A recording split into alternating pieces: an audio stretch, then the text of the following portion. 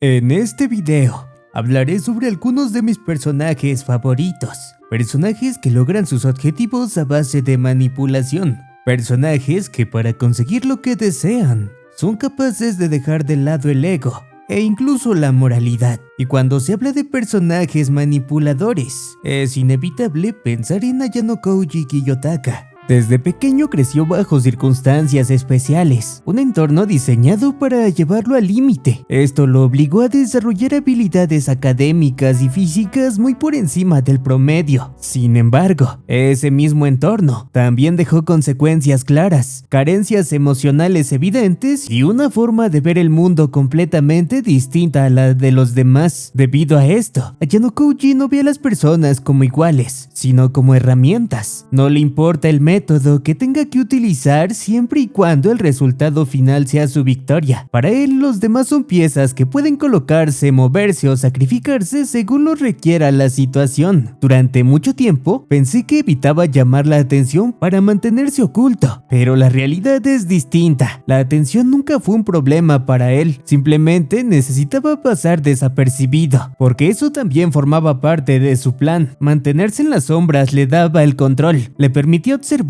sin ser observado y manipular sin levantar sospechas. Ayano Koji solo se rebeló ante los demás cuando ya había provocado el caos suficiente dentro de todas las clases. Quería que todos estuviesen preparados para enfrentarlo a él y tal vez demostrarle que puede ser derrotado. Ayano Koji no manipula para demostrar que es superior ni para humillar a otros, aunque en el fondo lo sabe que es superior. No busca reconocimiento ni validación, manipula porque es la forma más eficiente de alcanzar sus objetivos, sin importar a quién tenga que sacrificar en el proceso. Digamos que para él la manipulación no es algo personal, es simplemente un método. Por lo tanto, no obtiene satisfacción emocional al lograrlo. No hay orgullo o placer, simplemente es el resultado esperado. Hasta ahora todo le ha salido a la perfección porque su método funciona en un entorno donde las emociones no existen, o al menos donde él no las considera. Pero eso me deja una pregunta evidente. ¿Qué pasaría si llegara a generar sentimientos reales hacia una persona? ¿Seguiría actuando como lo ha hecho hasta ahora o se vería obligado a replantear sus decisiones? Hiyori podría ser una posible causa de ese cambio. Él mismo mencionó que estaba dispuesto a perderse en los sentimientos que se estaban generando. Sin embargo, incluso en ese escenario, creo que al final elegirá el resultado por encima de las emociones. Por el momento, definiría a Ayano Koji Kiyotaka como alguien disciplinado. No actúa por impulso, no se deja llevar por el ego y no busca destruir por placer. Es curioso que mencione que no manipula por ego, cuando todo lo que ha hecho tiene el objetivo final de demostrarse a sí mismo o a su padre que puede ser derrotado y no es invencible como él sabe que lo es. Él busca perder, por ello provocó que todas las clases mejoraran y estuviesen algo igualadas. Quiere enfrentarse a todas y perder, pero si ese es su objetivo final, gana o pierde. Y si a pesar de todos sus esfuerzos nadie logra vencerlo, gana o pierde. El siguiente en ser mencionado es distinto. Hablamos de alguien que entiende las emociones como un recurso más. Fan Yuan es un actor.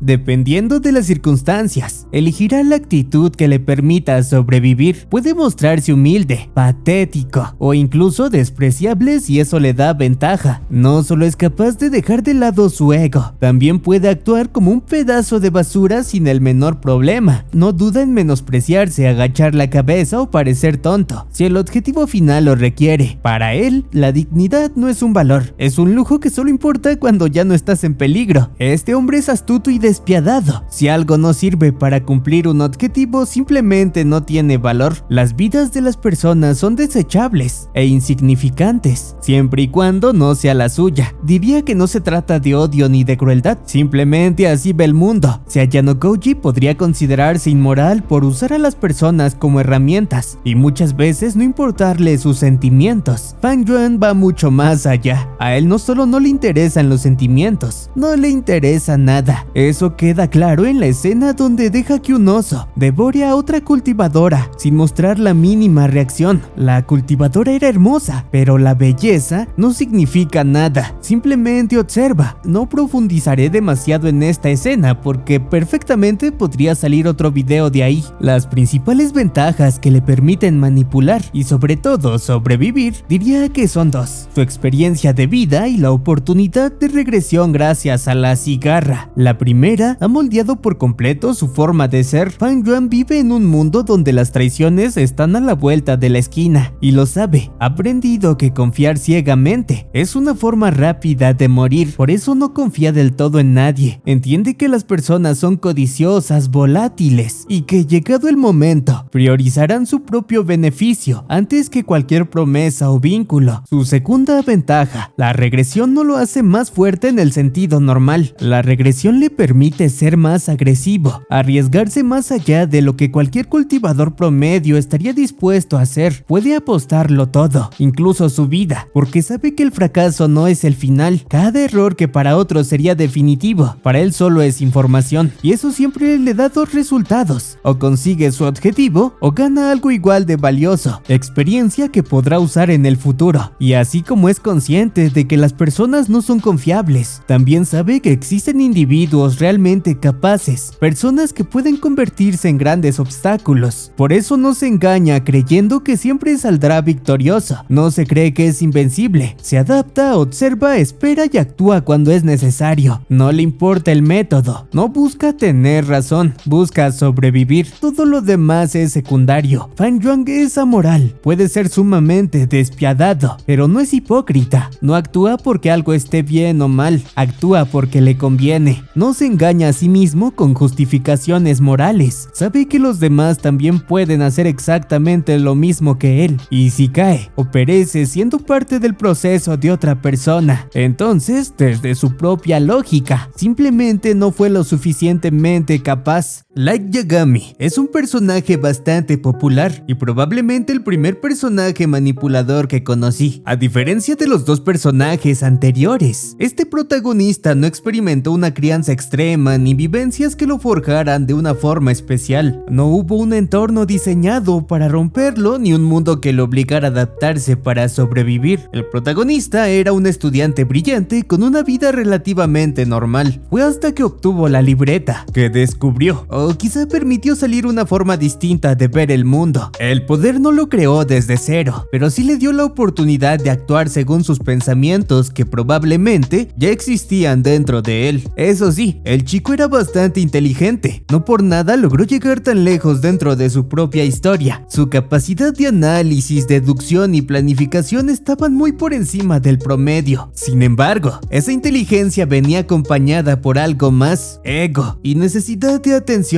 Una combinación bastante peligrosa, considerando las circunstancias en las que se encontraba. Light Yagami no solo quería cambiar el mundo, también quería ser reconocido como quien lo cambió. No buscaba únicamente justicia, buscaba convertirse en el símbolo de esa justicia. Durante mucho tiempo, logró cubrir esas dos debilidades con su inteligencia. Cada movimiento estaba calculado. Supo utilizar a las personas, engañar, mentir y adaptarse cuando la situación lo exigía. Pero había un problema fundamental: su ego crecía al mismo ritmo que su poder, y cuando la inteligencia dejó de ser suficiente para compensar ese ego, simplemente murió. Light es un manipulador extremadamente capaz, pero también es un ejemplo claro de cómo la manipulación basada en la superioridad percibida tiene un límite. Mientras creyó que estaba por encima de todos, pudo mantener el control. En el momento en el que la realidad empezó a romper esa ilusión, sus decisiones comenzaron a deteriorarse. De los tres mencionados hasta el momento, este es el personaje más humano. No me refiero a que los otros dos no lo sean, pero creo que se acerca más al humano promedio. Si un humano random encontrara una Death Note, comenzara a usarla frecuentemente y tuviera un personaje como L buscándolo, seguramente fallaría, aunque claro, L no moriría en la mayoría de situaciones, pero el fracaso sería algo obvio. Presiento que iniciarían con miedo de usarla, pero el poder iría corrompiéndolos hasta llegar a un punto de no retorno. Light Yagami es un manipulador extremadamente capaz, pero también es el más inestable de los tres. Su inteligencia le permitió llegar muy lejos, pero su ego fue lo que terminó definiendo su destino. Por eso lo definiría como un manipulador egocéntrico, inteligente, pero también extremadamente dependiente de su propia imagen. Sinceramente no sabía qué personaje elegir para terminar este video. Había muchos nombres bastante buenos que podían encajar perfectamente, personajes con hazañas impresionantes, pero uno vino a mi memoria repentinamente: Ye Shuo, el noveno príncipe de la gran dinastía Zhou. Sinceramente, lo elegí porque es muy distinto a los anteriores. Su manipulación no tiene nada que ver con el ego, el control directo o la dominación psicológica clásica que solemos asociar con este tipo de personajes. Diría que simplemente es alguien bastante peculiar, casi contradictorio en su propia naturaleza. Este personaje puede estar en los dos extremos: o es muy tonto o simplemente es muy inteligente. Y lo interesante es que la historia constantemente juega con esa ambigüedad. ¿A qué me refiero? A que a pesar de ser capaz en muchos aspectos, de tener talento, conocimiento, incluso intuición, cuando la situación lo requiere, realmente actúa así porque le gusta ser un holgazán. No quiere hacer nada trabajoso, no quiere responsabilidades. Su mayor deseo es vivir tranquilo sin que nadie le exija nada. Ser un desastre no solo se le da bien, sino que es la vida que genuinamente quiere. Y justamente por eso resulta tan curioso, porque su aparente estupidez no es una fachada constante para engañar a todos, sino una mezcla entre personalidad real y conveniencia estratégica. Cuando parecer inútil le permite evitar obligaciones, él no tiene ningún problema en reforzar esa imagen. Renace como un príncipe. Cualquier otro personaje en su posición se enfocaría en obtener el trono, acumular poder, formar alianzas o convertirse en alguien fuerte para asegurar su futuro dentro de una corte llena de peligros. Pues este tipo tomó otro enfoque completamente distinto: disfrutar la vida y aprovechar su estatus. Para ello manipuló la imagen que tenían de él las personas que lo rodeaban, sobre todo su padre, y los convenció de que era una persona incapaz, tonta, y que simplemente hacía lo que quería sin pensar en las consecuencias. Un ejemplo perfecto de esto fue la educación imperial. Mientras los demás príncipes comenzaban a asistir a la escuela a cierta edad estrictamente establecida, Ye logró alargar ese proceso y provocar que se le permitiera asistir varios años más tarde. Incluso cuando finalmente empezó a ir, llegaba tarde con frecuencia, causando problemas y desorden, hasta el punto de que el propio emperador decidió llevarlo personalmente a la escuela para asegurarse de que asistiera.